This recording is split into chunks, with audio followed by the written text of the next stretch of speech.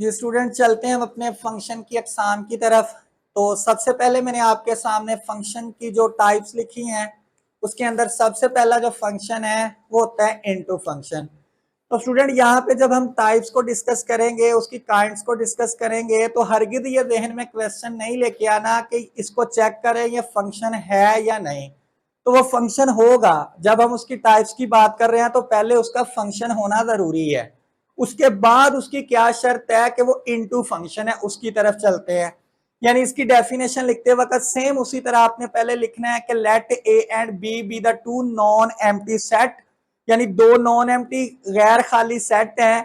और किस तरह है कि फंक्शन असाइन किया गया है ए से बी की तरफ, from A to B. Then फिर वो सेट इनटू, वो फंक्शन इनटू कहलाएगा इफ क्या होना चाहिए कि जो उस फंक्शन की रेंज है, रेंज ऑफ फंक्शन एफ, वो सबसेट होना चाहिए बी का, यानी कोडोमेन का। तो अब यहां पे इस तरह लिखने से शायद हमें समझ ना आए कि ये क्या मैथमेटिकली लिख दिया गया है, क्योंकि हमें हर चीज एग्जाम्पल के साथ और देखने के बाद समझ आती है। तो बेटा इसको मैं जरा आसान वर्डिंग में यूं लिखता हूं। हम पढ़ चुके हैं कि जो सेट बी है वो कोडोमेन कहलाता है, और रेंज फंक्शन की वो सेट कहलाता है जिसने ए एलिमेंट ने जिन बी के एलिमेंट के साथ इमेज बनाया होता है, वो सेट रेंज बन जाता है। यानी सादा लफ्जों में हम यूं कह सकते हैं कि जो फंक्शन की रेंज है वो छोटी है, यानी उसके अंदर कोई एक आधा रुकन ऐसा होना चाहिए जो मौजूद ना हो, लेकिन वो होना किसमें चाहिए, बी के अंदर। यानी बी का कोई एक एलिमेंट खाली अगर होगा तो वो फंक्शन इन टू फंक्शन कहलाएगा। बी का कोई एक सिंगल एलिमेंट ऐसा होना चाहिए जो फंक्शन के अंदर ए वाले एलिमेंट के अंदर उसने इमेज ना बनाया हो। तो यहां एग्जांपल लिखता हूं जिससे क्लियरली आपको समझ आ जाएगी। ये एक सेट यहां पे है ए, यहां एक सेट है बी, इसको नाम दे देते हैं ए का, इसको बी का। Function from A to B, 1 2 3, A B C और डी। तो मैंने आपके सामने दो सेट लिखे, दोनों नॉन एम्प्टी सेट है। अब असाइन फंक्शन इनटू फंक्शन कहलाएगा from A to B, function की रेंज। तो ये डोमेन एलिमेंट, ये को डोमेन। 1 का इमेज ए के साथ, 2 का बी के साथ, 3 का सी के साथ। तो आपको नजर आ रहा है कि कोडोमेन के अंदर एक एलिमेंट खाली है, उस सेट का एलिमेंट का क्या नाम है, डी। अब जरा इसको इसके ऊपर अप्लाई करके चेक करें, इस फंक्शन की रेंज क्या है। यहां मैं लिख रहा हूं फंक्शन की रेंज, रेंज सेट लिखने जा रहा हूं ए बी और सी। अब फंक्शन की कोडोमेन यानी सेट बी क्या है, ए बी सी और डी। तो जरा चेक करें, यहां पे जो मैंने इनटू फंक्शन को डिफाइन करते हुए लिखा है कि फंक्शन की रेंज जो है वो सब सेट होना चाहिए सेट बी का। तो फंक्शन की रेंज में है ए बी सी, लेकिन कोडोमेन जो सेट बी है उसके अंदर है ए बी सी डी। क्या मैंने बताया था कि ये सेट छोटा होगा, यानी इसमें कोई एक रुकन मिस होगा जो सुपर सेट का हिस्सा होगा। और फंक्शन लिखते वक्त, एग्जाम्पल लिखते वक्त देखिएगा, जो डी है इसने किसी भी एलिमेंट ने ए के साथ इमेज नहीं बना हुआ। तो ये ऐसा फंक्शन है जिसे हम कहते हैं इनटू फंक्शन। इसकी एक और एग्जांपल समझते हैं। यहां पे मैं दो सेट लिख लेता हूं, ए सेट, यहां पे बी सेट, और assign function from A to B, 1 2 3 4, A B C और डी।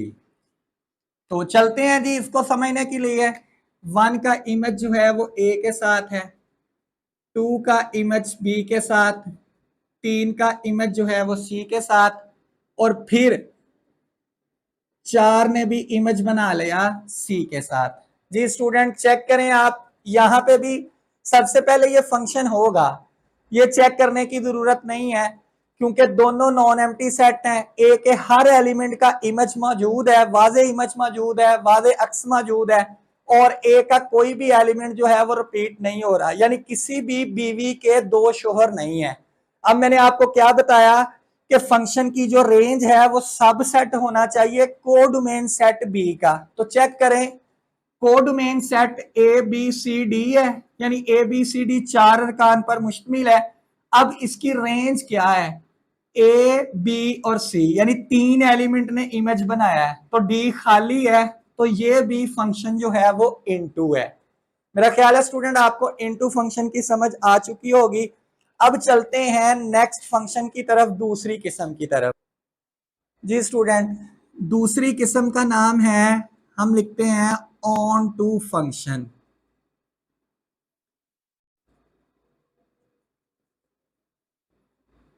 पहली किस्म थी इनटू, अब हम जा रहे हैं ऑन टू की तरफ, जिसको जो है वो इसका और भी नाम जो है वो यूज किया जाता है, जिसको सरजेक्टिव फंक्शन भी कहते हैं।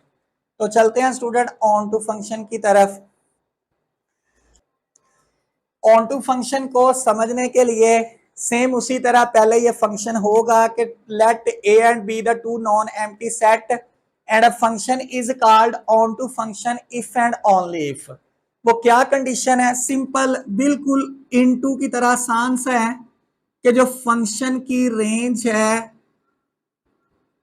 वो इक्वल होनी चाहिए सेट बी के। सिंपल सी बात, मेरा ख्याल है आपको इस लफ्ज से अब समझ आ गई होगी, यानी बी का कोई भी रुकन खाली नहीं रहना चाहिए। बी कोडोमेन सेट है, रेंज जिसने इमेज बनाया होगा, इसका मतलब बराबर कब होगी, जब बी का हर एलिमेंट जो है वो भरा होगा, यानी खाली नहीं होगा, तो वो सेट कहलाएगा ऑन टू। यानी इनटू और ऑन टू में सिर्फ एक चीज का फर्क है, इनटू में कोडोमेन का कोई एक एलिमेंट खाली होगा, ऑन टू के अंदर कोडोमेन का कोई भी एलिमेंट खाली नहीं होगा। चलते हैं एग्जाम्पल की तरफ।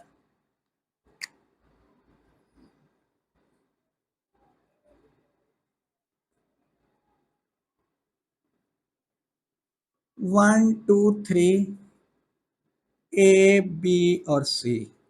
तो वन का इमेज ए के साथ, टू का बी के साथ, थ्री का सी के साथ। एक और एग्जांपल चेक कर लेते हैं, ए और बी, यहां पे आ जाएगा वन, यहां पे टू, यहां पे थ्री, ए बी सी और डी। तो वन का इमेज जो है वो ए के साथ, टू का ए के साथ, वन का इमेज ए के साथ हो गया, टू का बी के साथ, इसी तरह थ्री का सी के साथ, और एक और एलिमेंट लिख लेते हैं। तो जी स्टूडेंट चलते हैं एक और एग्जांपल की तरफ, मेरा ख्याल है इसमें आपको समझ आ गई होगी। ए, इसके साथ B, function assign A to B, इसके एलिमेंट लिख लेते हैं वन टू थ्री फोर, इसके एलिमेंट लिख लें ए बी और सी। अब चलते हैं वन का इमेज ए के साथ, टू का ए के साथ, थ्री का बी के साथ और फोर का सी के साथ। तो जो स्टूडेंट देखिएगा यहाँ पे कोडोमेन जो सेट है वो ए बी सी है, और हर एलिमेंट का इमेज मौजूद है, यानी कोई भी खाली नहीं है। जो सेट कोडोमेन है वही इसकी रेंज है, जो सेट कोडोमेन है वही इसकी रेंज है। यहाँ पे भी ए बी सी, कोई भी एलिमेंट, कोई भी रुकन खाली नहीं है, तो ये वाला फंक्शन भी ऑन टू है और ये वाला फंक्शन भी ऑन टू है। मेरा ख्याल है स्टूडेंट आपको समझ आ चुकी होगी कि ऑन टू में कोडोमेन का कोई एलिमेंट खाली नहीं रहता, और इन टू के अंदर कोई एक एलिमेंट जो है वो कोडोमेन का खाली होता है। अब चलते हैं तीसरी किस्म की तरफ। तो जी स्टूडेंट तीसरी किस्म है फंक्शन की वन वन।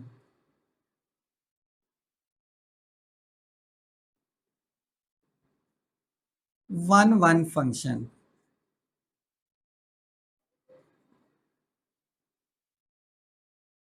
सेम उसी तरह सबसे पहले आप ही इसके ऊपर फंक्शन को डिफाइन करेंगे और फिर कहेंगे इफ एंड ओनली इफ वो कैसा होना चाहिए, जैसा कि नाम से आपको जाहिर है कि ए का एक सिंगल इमेज बी के साथ यानी 1-1 क्रॉसपोंडेंस होनी चाहिए, कोई भी एलिमेंट जो है वो बी का रिपीट नहीं होना चाहिए। तो यहां चलते हैं, इसको लिखते हैं ए और set B 1 2 3 A B C और डी, 1 ए के साथ, 2 बी के साथ, 3 सी के साथ। तो ये ऐसा फंक्शन है जो 1-1 है, यानी हर एक का 1/1, 1 का ए से, 2 का बी से, 3 का सी से, यानी इसके अंदर को डोमेन का कोई भी एलिमेंट रिपीट नहीं होना चाहिए। डोमेन का तो रिपीट हो गया, वो तो फंक्शन ही नहीं है, लेकिन यहाँ पे को डोमेन का कोई एलिमेंट रिपीट ना हो, हर एक का सिंगल सिंगल 1/1 इमेज होना चाहिए, तो वो फंक्शन कहलाता है 1-1 फंक्शन। तो ये मैंने आपके सामने जो फंक्शन लिखा है ये 1-1 है। अब कौन सा फंक्शन 1-1 नहीं है जिससे आपको और क्लियरली समझ आ जाएगी, तो यहां पे मैं लिखता हूं ए और यहां एक साइड लिखता हूं बी, तो 1 2 3 ए बी और सी, 1 ए के साथ, इसके बाद 2 जो है वो बी के साथ, 3 जो है वो सी के साथ। अब यहां पे एक एलिमेंट ले लेते हैं डी और चलें इस तरह कर लेते हैं 1 2 3, यहां लिख लेते हैं 4 और 4 का सी के साथ। अब जरा यहाँ पे चेक कीजिएगा, 1 जो है वो ए के साथ है, 2 जो है वो बी के साथ है, 3 भी सी के साथ और 4 भी सी के साथ, यानी एक शौहर की 2 बीवियां हो गई। तो ये फंक्शन तो है लेकिन ये 1-1 नहीं है। 1-1 के लिए जरूरी है कि हर एक हस्बैंड की एक वाइफ हो, एक शौहर की एक बीवी, एक शौहर की एक बीवी।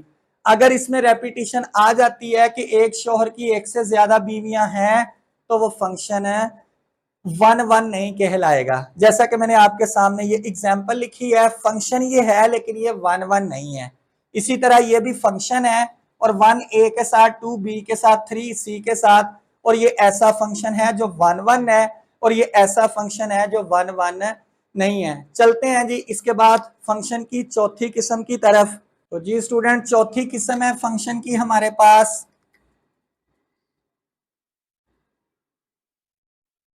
Into and 1-1।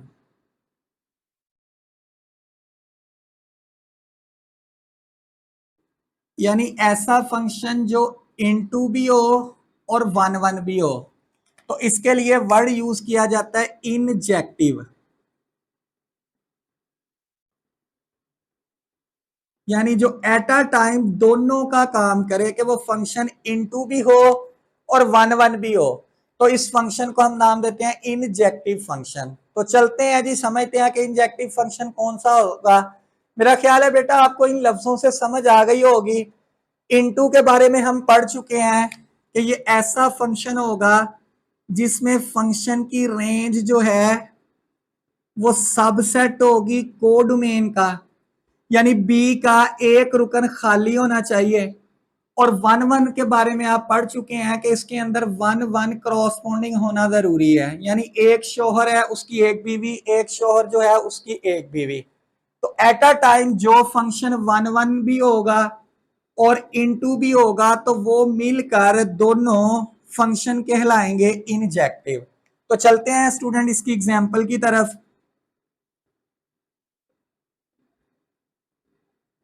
ए से बी फंक्शन असाइन कर लेते हैं, 1 2 3 ए बी सी और डी।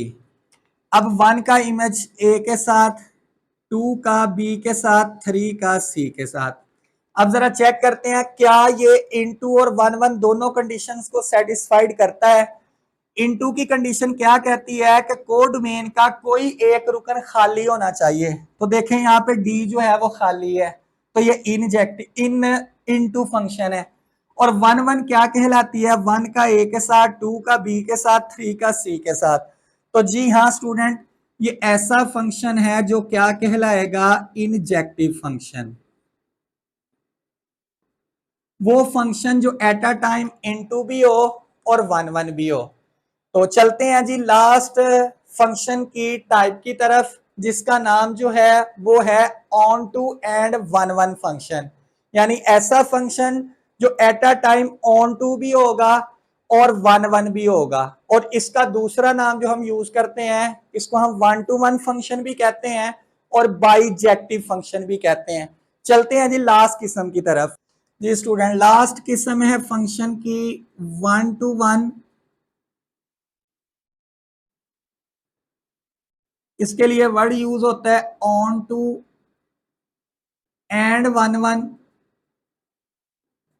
या इस दोनों को मिला के एक सिंगल नाम भी दिया जाता है जिसे हम कहते हैं बाइजेक्टिव फंक्शन।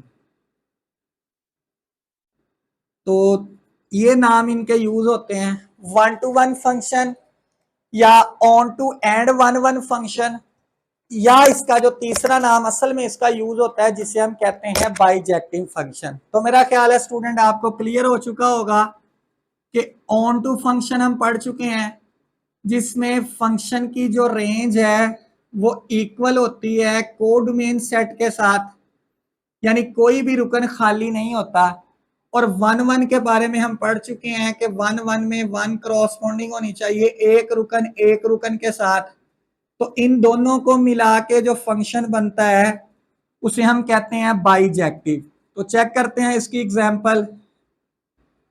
ये ए सेट है, ये सेट बी है। तो असाइन करते हैं from A to B, 1 2 3 A B और सी। अब इसके लिए पहले फंक्शन की जो रेंज है वो बी के इक्वल, यानी बी का कोई रुकन भी खाली ना हो। तो देखिएगा 1 ए के साथ, 2 बी के साथ, 3 सी के साथ, तो कोई भी रुकन खाली नहीं है। तो ये फंक्शन ऑन टू है। वन वन ये कैसे है कि हर एक का एक के साथ इमेज है। तो स्टूडेंट ऐसा फंक्शन जो है वो बाइजेक्टिव फंक्शन कहलाता है। तो मेरा ख्याल है स्टूडेंट आपको फंक्शन और उसकी अकसाम वाज़े तरीके से समझ आ चुकी होगी। अब इसको हम तमाम फंक्शन की टाइप्स की एक एक एग्जाम्पल लिखकर क्लियरली इसको समझने की और आसान तरीके से हल करने की कोशिश करते हैं, ताकि हमें आइंदा के बाद फंक्शन और इसकी जो अकसाम है वो हमेशा के लिए याद रहे। तो जी स्टूडेंट चलते हैं, हम इन एग्जाम्पल्स को देखते हैं। सबसे पहले ये मैंने आपके सामने कुछ फंक्शंस लिखे हैं।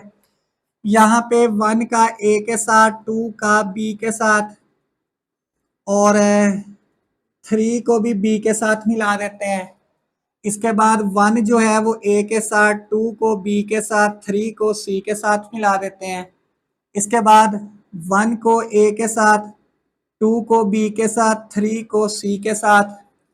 नेक्स्ट 1 को ए के साथ, 2 को ए के साथ और 3 को जो है वो सी के साथ मिला देते हैं। 1 को ए के साथ, 1 को बी के साथ, 2 को सी के साथ, 3 को डी के साथ मिला दिया। इसके बाद 1 को ए के साथ, 2 को बी के साथ, 3 को सी के साथ और 4 को डी के साथ। अब चेक करते हैं कि इनमें कौन सा फंक्शन है और कौन सा फंक्शन नहीं है, और अगर कोई फंक्शन है तो वो फंक्शन कौन सा है। सबसे पहले चलते हैं जी पहली एग्जांपल की तरफ। तो दो नॉन एम्प्टी सेट हैं 1 2 3 ए बी सी, 1 का ए के साथ, 2 का बी के साथ और 3 का बी के साथ। पहले तो स्टूडेंट बताइएगा ये फंक्शन है या नहीं। जी स्टूडेंट समझ आ गया आपको ये फंक्शन है। अब ये फंक्शन है कौन सा, इस फंक्शन को हम नाम क्या देंगे, इनटू फंक्शन। इनटू फंक्शन की क्या पहचान हमने पढ़ी कि सेट बी यानी कोड मेन का कोई एक एलिमेंट खाली होना चाहिए।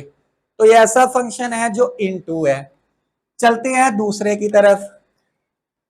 1 ए के साथ, 2 बी के साथ, 3 सी के साथ, कोई एलिमेंट रिपीट नहीं हो रहा, किसी एक पीवी के दो शोहर भी नहीं है, इस वजह से ये फंक्शन है। अब फंक्शन है कौन सा, 1 ए 2 बी 3 सी। तो ये फंक्शन जो है वो इनटू भी है, चूंकि डी जो है वो एक एलिमेंट खाली है। और हर एक के साथ इमेज भी है। तो ऐसा फंक्शन हमने पढ़ा क्या कहलाता है, इंजेक्टिव फंक्शन। ऐसा फंक्शन जो एट अ टाइम 1 भी हो और इनटू भी हो। इसके बाद चलते हैं तीसरे की तरफ, तो 1a 2b 3c के साथ। तो जरा चेक कीजिएगा यहाँ पे एलिमेंट नंबर 4 जो डोमेन का है वो खाली है, तो ऐसा फंक्शन, ऐसा रिलेशन जो है वो फंक्शन नहीं होता। जी हाँ स्टूडेंट, ये फंक्शन नहीं है। रिलेशन तो होगा लेकिन ये फंक्शन है नहीं है। इसके बाद चलते हैं चौथी एग्जांपल की तरफ। 1 का a के साथ, 2 का a के साथ, यानी a जो है इसने 1 के साथ भी इमेज बना लिया, 2 के साथ भी। एक शौहर की 2 बीवियां हो सकती हैं। 3 का c के साथ। तो ये फंक्शन है, कौन सा फंक्शन है जिसमें b का एक रुकन खाली है b सेट का, तो ये कहलाएगा इनटू फंक्शन। क्या स्टूडेंट ये 1 फंक्शन होगा? नहीं होगा। उसकी वजह क्या है, 1 के लिए जरूरी था कि 1 a के साथ है, 2 b के साथ होता, यानी हर एक का हर एक के साथ रिलेशन होता।